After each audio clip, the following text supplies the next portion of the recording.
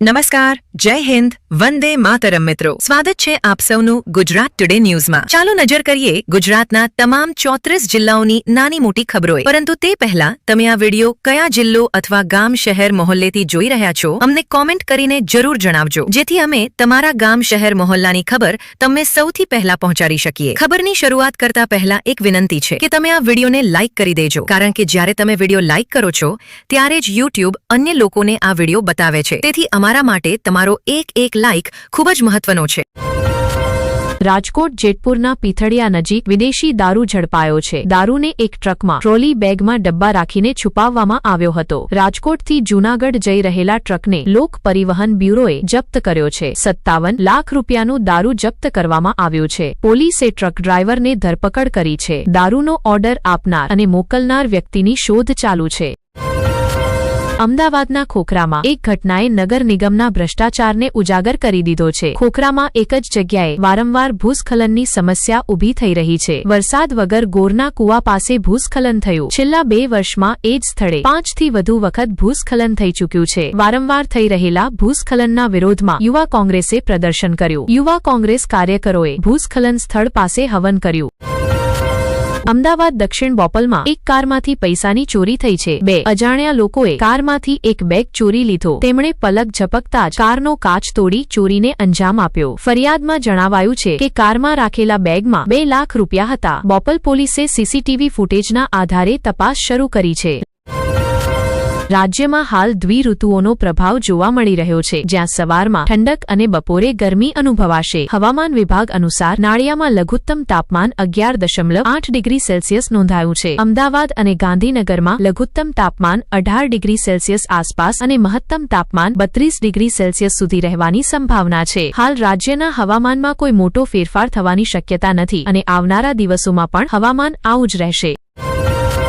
અરાવલી ભિલોડાના હરિપુરા ગામમાં લગ્નના જુલુસમાં એક યુવકની હત્યાનો કેસ સામે આવ્યો છે. હરિપુરા ગામમાં લગ્નના જુલુસમાં જઈ રહેલા 2 યુવકો પર હુમલો થયો. બોલાચાલી બાદ બંને યુવકો સાથે સમજૂતી થઈ ગઈ, પરંતુ સમજૂતી પછી પણ 8 લોકોની ભીડે તેમના પર હુમલો કર્યો. એક યુવક પર પથ્થરો ફેંકવામાં આવ્યા, જેના કારણે એક વ્યક્તિ ઘાયલ થયો. હુમલામાં 18 વર્ષીય હાર્દિક હોથીનું મોત થયું. રાજસ્થાનના કોટાના જવાહરનગરમાં એક ઇમારત ધરાશાયી થઈ ગઈ. કાટમાળમાંથી 4 થી 5 લોકોને બહાર કાઢવામાં આવ્યા. આશંકા છે કે કેટલાક લોકો હજુ પણ કાટમાળમાં ફસાયેલા છે. ઘટનાની જાણ થતાં જ બચાવ દળ સ્થળ પર પહોંચ્યું અને બચાવ કામગીરી શરૂ કરી. દાહોદ લીમખેડા માર્ગ પર એક અજાણ્યા વાહનની ટક્કરમાં એક તેંદુઆનું મોત થયું છે. આ અકસ્માત દંતિયા ગામ નજીક રસ્તો પાર કરતી વખતે થયો. વાહનની ટક્કર બાદ તેંદુઆ લોહીથી લથબથ હાલતમાં રોડ ડિવાઈડર પર પડી ગયો. સાબરકાંઠાના હિંમતનગરના કરણપુર પાટિયા પાસે એક અકસ્માત થયો. એક ડમ્પર ડિવાઈડર પાર કરીને પાર્કિંગમાં ઉભેલી એક કાર સાથે અથડાયો. આ અકસ્માતમાં 8 કાર સહિત અનેક વાહનોને નુકસાન થયું અને 2 લોકો ઘાયલ થયા.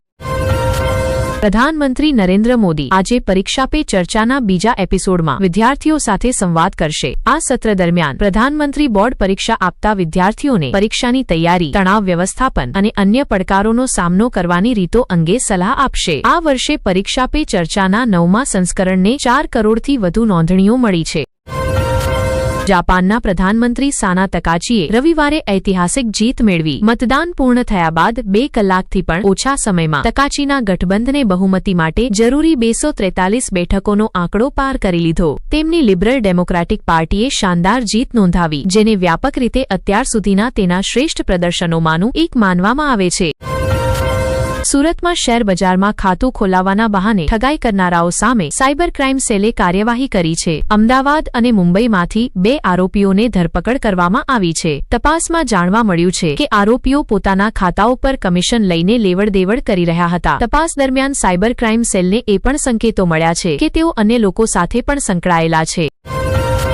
અમદાવાદમાં ટ્રાફિક પોલીસ સાથે ઝઘડો કરનાર એક વ્યક્તિને ધરપકડ કરવામાં આવી છે. B division traffic police station વિસ્તારમાં પોલીસ સાથે દુર્વ્યવહાર કરનાર વ્યક્તિ સામે કાર્યવાહી કરવામાં આવી. સિગ્નલ તોડવા બદલ ચલાણ આપતી વખતે ફોર્ચ્યુનર ડ્રાઈવરનો પોલીસ સાથે ઝઘડો થયો. પોલીસે વડાજ વિસ્તારના રહેવાસી મહેશકુમાર ઉર્ફે મગનભાઈ વેલજીભાઈ ભરવાડને ધરપકડ કર્યો છે.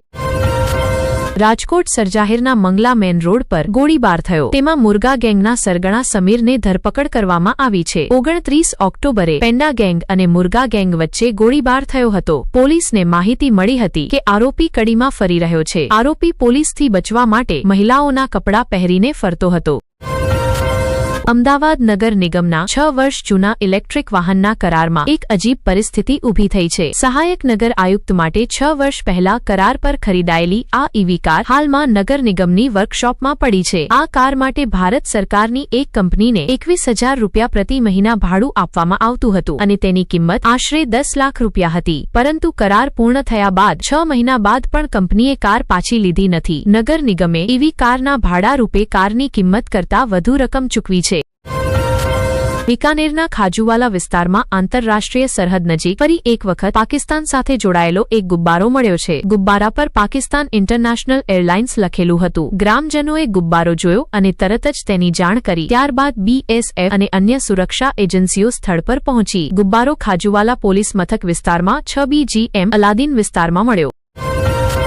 અંબાજી કોરિડોરના શિલાન્યાસ સમારંભ બાદ તોડફોડનું કામ શરૂ થયું છે. અંબાજી નજીક ગબ્બર તલેટીમાં તોડફોડની કાર્યવાહી ચાલુ છે. સવારથી જ 4 દુકાનો તોડી પાડવામાં આવી છે. આ પહેલા અદાલતે દુકાનો પર રોક લગાવી હતી. રાજકોટમાં સોશિયલ મીડિયા પર કોંગ્રેસને લઈને હલચલ મચી ગઈ છે. વોર્ડ નંબર 15ની પાર્ષદના પતિ પ્રવીણ સોરાણીએ કોંગ્રેસ કાર્યાલયના મુદ્દે પોતાના વિચારો વ્યક્ત કર્યા છે. તેમણે કહ્યું કે કાર્યાલયમાં કોઈપણ બેઠક કરવા તૈયાર નથી અને અધ્યક્ષ પર કડક ટિપ્પણી કરી. પૂર્વ ધારાસભ્ય ઇન્દ્રનીલ રાજગુરુના સંદર્ભમાં પ્રવીણ સોરાણીએ તેમના પર કોંગ્રેસને પોતાની પેઢીની પાર્ટી સમજવાનો આરોપ લગાવ્યો. અમેરિકા અને ભારત વચ્ચે ચાલી રહેલા વેપાર કરાર વચ્ચે એક મહત્વપૂર્ણ સમાચાર સામે આવ્યા છે. અમેરિકી પ્રશાસને ભારતના પક્ષમાં એક મહત્વપૂર્ણ નિર્ણય લીધો છે. અમેરિકાએ રશિયાથી તેલ ખરીદવા પર ભારત પર લગાવવામાં આવેલા 25% ટેરિફને પાછું ખેંચવાનો નિર્ણય કર્યો છે. હવે અમેરિકા આયાત થતા તમામ ભારતીય માલ પર આ શુલ્ક પરત લેવામાં આવશે. અમદાવાદના હિલોક ચોરાહા નજીક રસ્તો બંધ કરવામાં આવતા સ્થાનિક લોકોમાં રોષ ફેલાયો છે. રસ્તો બંધ હોવાથી વ્યસ્ત સમયે હજારો લોકો ટ્રાફિકની સમસ્યામાં ફસાયા. નાગરિકોએ રસ્તો ખોલાવવા માટે હસ્તાક્ષર અભિયાન ચલાવ્યું અને સરકાર વિરોધી નારા પણ લગાવ્યા. જૂનાગઢની એક સહકારી સંસ્થાના પૂર્વ મંત્રી દ્વારા મોટા પાયે નાણાંની ગબનની ઘટના સામે આવી છે. સંસ્થાના અધ્યક્ષ દેવશીભાઈ કનેરિયાએ કાંતિભાઈ નરસિંહભાઈ હિંગરાજિયા સામે ફરિયાદ નોંધાવી છે. મળતી માહિતી અનુસાર 2 કરોડ રૂપિયાથી વધુનો ગબન કરવામાં આવ્યો છે અને સંસ્થાના અનેક દસ્તાવેજોમાં ખોટા હિસાબ લખીને હેરફેર કરવામાં આવી છે. અમદાવાદના નારોલ SP રિંગ રોડ પર અસલાલી સર્કલ પાસે પોલીસે હેલ્મેટની આડમાં દારૂની તસ્કરી કરનાર ગેંગનો પર્દાફાશ કર્યો છે. પોલીસે આ કાર્યવાહી ત્યારે કરી જ્યારે ચંદીગઢથી જૂનાગઢ લઈ જઈ રહેલા દારૂથી ભરેલા ટ્રકને પકડ્યો. તપાસ દરમિયાન ટ્રકમાંથી 63 લાખ રૂપિયાથી વધુ કિંમતની 10,749 દારૂની બોટલો જપ્ત કરવામાં આવી. પોલીસે ટ્રક, હેલ્મેટ અને દારૂ સહિત કુલ 84 લાખ રૂપિયાથી વધુનો માલ જપ્ત કર્યો અને ટ્રક ડ્રાઈવરને ધરપકડ કર્યો. Would you like me to translate this script into English or summarize the key news highlights for you?